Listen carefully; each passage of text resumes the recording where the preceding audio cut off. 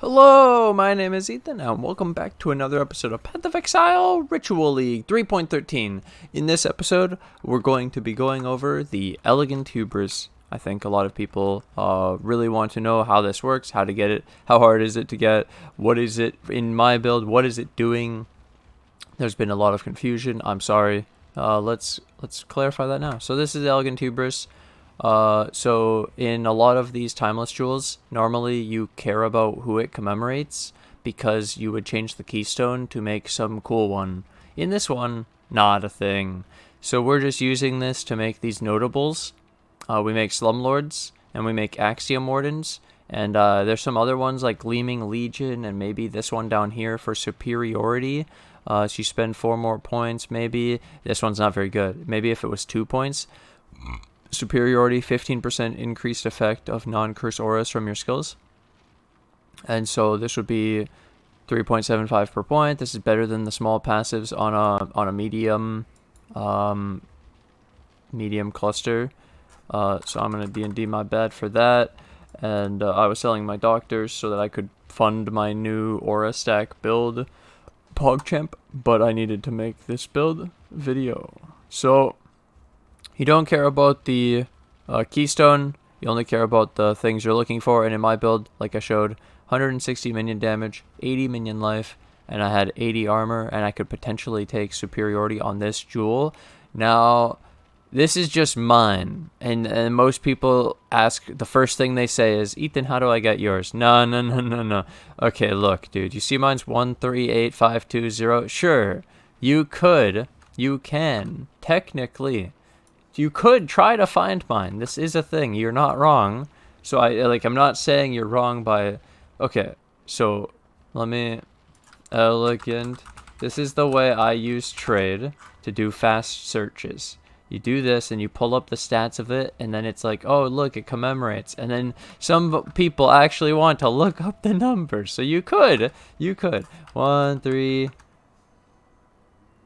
8, 5, 2, 0. And then I can copy that, and I can paste it here, and you can search for it, and you don't find it. And even offline, like you're not gonna find it. And then if you look for it with a range of like 1 or 2 off, it's gonna be completely different.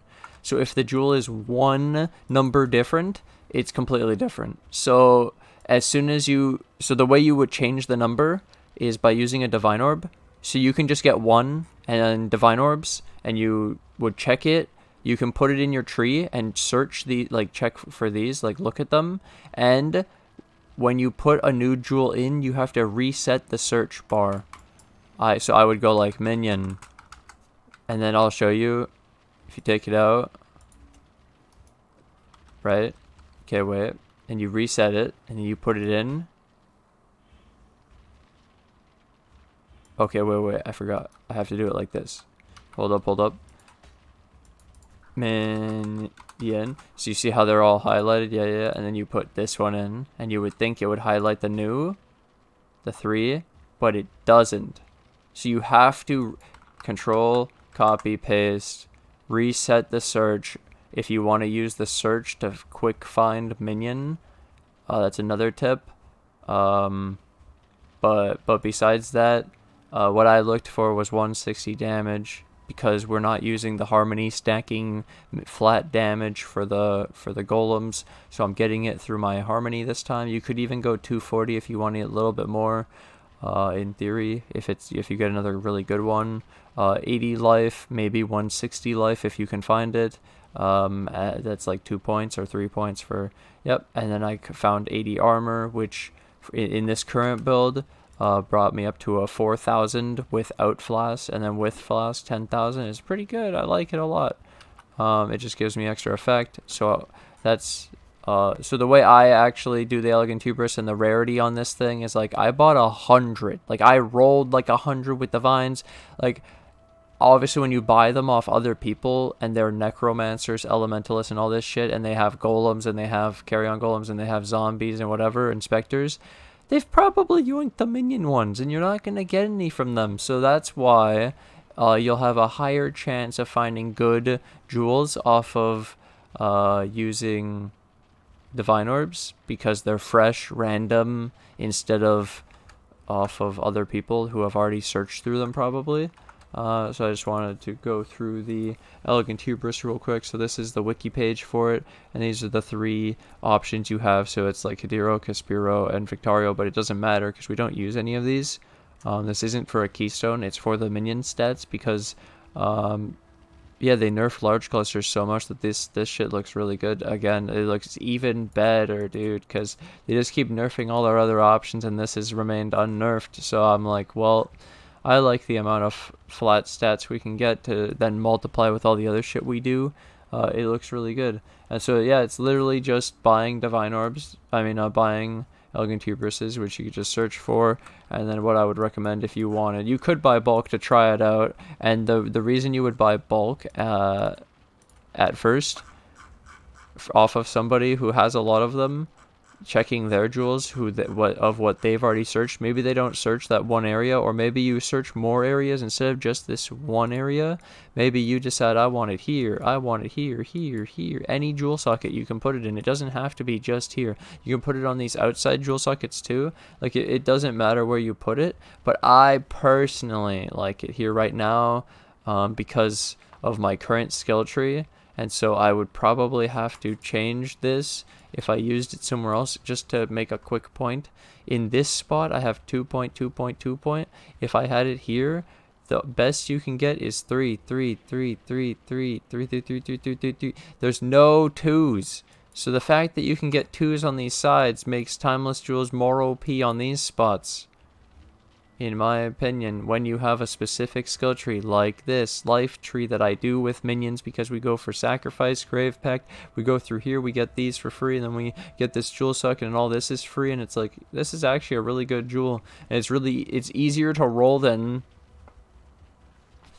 some other examples around the tree. I like it. It's pretty good.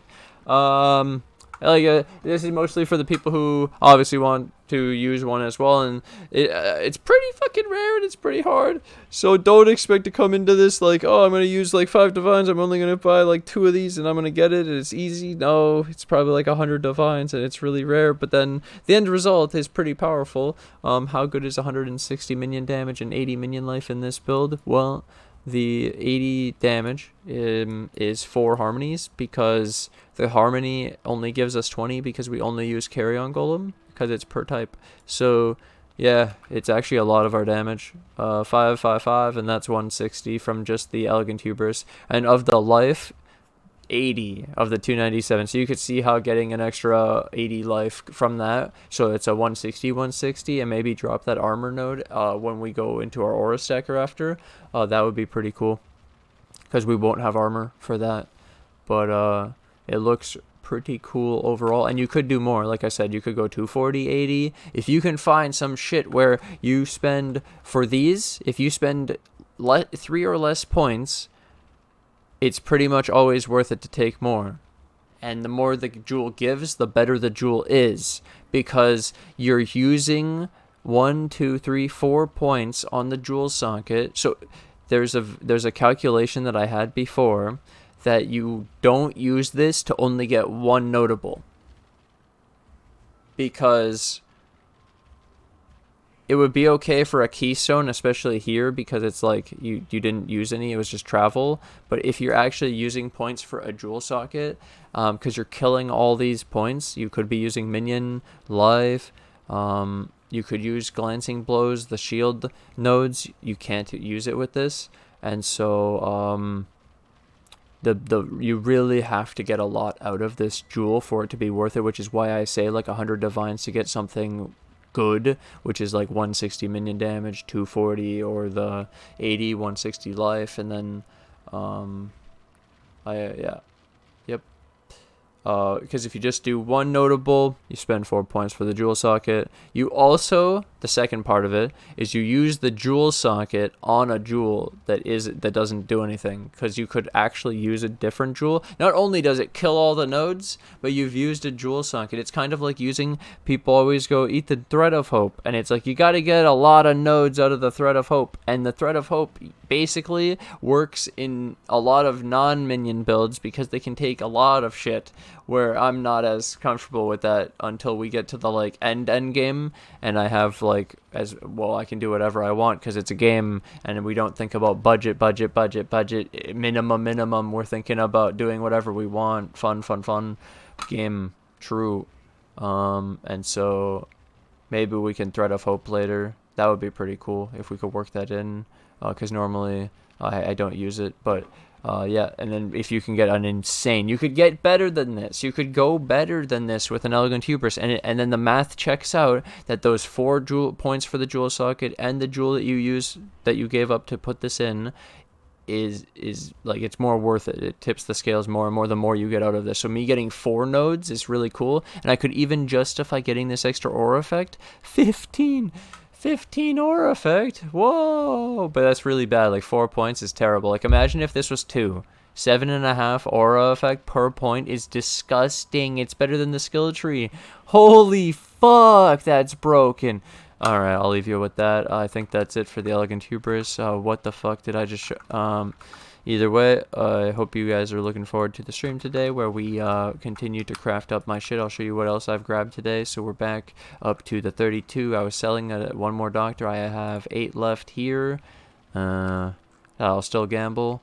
And I went and bought up an Unnatural Instinct, Reduced Mana, 3 slot voices. I bought Strength Dex ES ring with open suffix, another one, and I'll have to re-roll the ES. It might be bad. I don't know.